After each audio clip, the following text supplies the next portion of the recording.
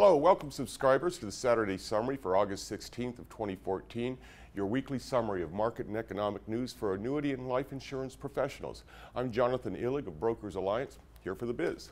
Well, we reached mid-August with the markets, despite increasing geopolitical risk in the middle of energy-producing regions and little positive economic news, climbing again.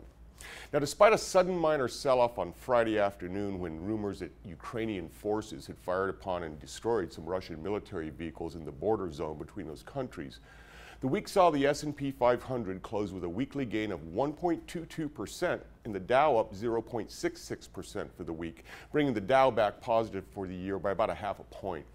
Now, the NASDAQ Index fared even better in this bad news is good news environment with weekly gains of 2.15%, while the Russell 2000 Index ended the week flat and still remains negative year to date.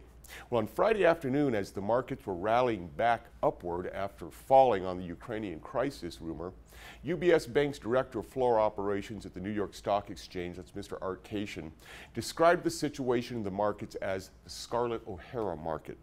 Mr. Cation was, of course, referring to Scarlett's famous quote from Gone with the Wind, in which she says, "I can't think about that now. If I do, I'll go crazy. I'll worry about that tomorrow." It's a spot-on analogy, Mr. Cation. I really wish I had thought of it. Now, this analogy, of course, is that most large traders are certainly aware of the brewing trouble heading for the markets, but are kind of waiting for something to really happen, and in the interim are just staying the course and eking out additional short-term gains. Now, in other economic news this week, the U.S. unemployment report showed a slight increase in unemployment claims. The August Consumer Sentiment Survey fell to its lowest level since November of 2013, which of course came as a surprise to the ivory tower economist crowd. U.S. retail sales were down for the third consecutive month with the worst numbers since January, and Japan's GDP plunged 6.8%.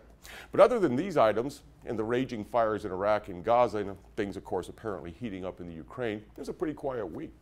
Naturally, stocks rose with all this great news. So again, as Scarlett said, I'll worry about that tomorrow.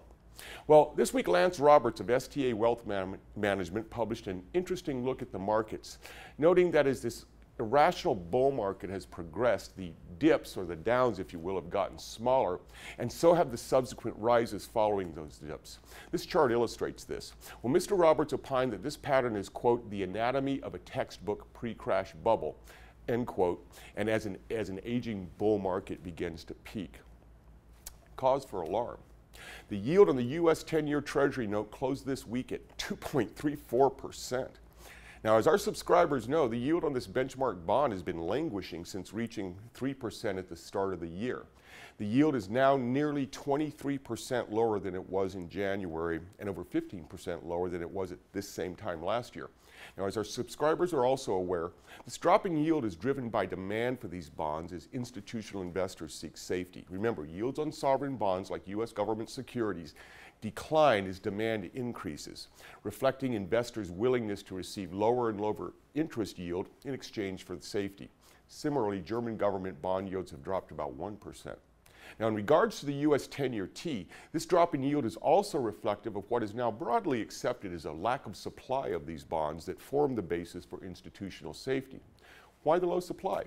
Well, first, the Fed owns most of them, literally, as a result of QE and other stimulus. And secondly, the U.S. government has been issuing less of them as the need to borrow has decreased. Well, regardless of why the yield is dropping, this will almost certainly affect rates on annuities and life insurance products very soon. In fact, at Brokers Alliance, we saw those first rate decrease notices on Friday.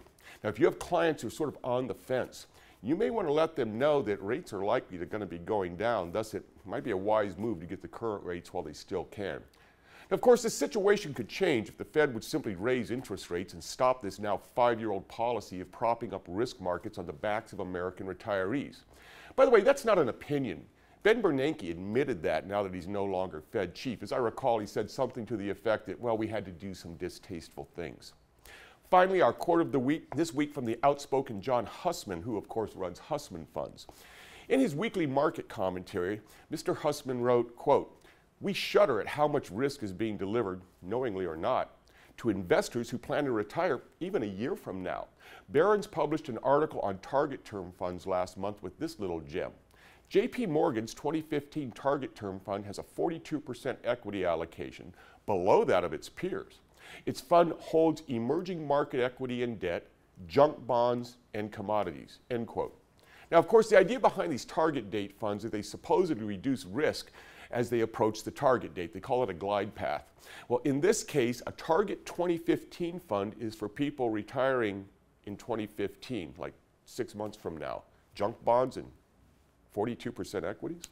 Well, that's your Saturday summary for Saturday, August 16th of 2014. Have a great weekend. We look forward to seeing you again. We'll see you next Saturday.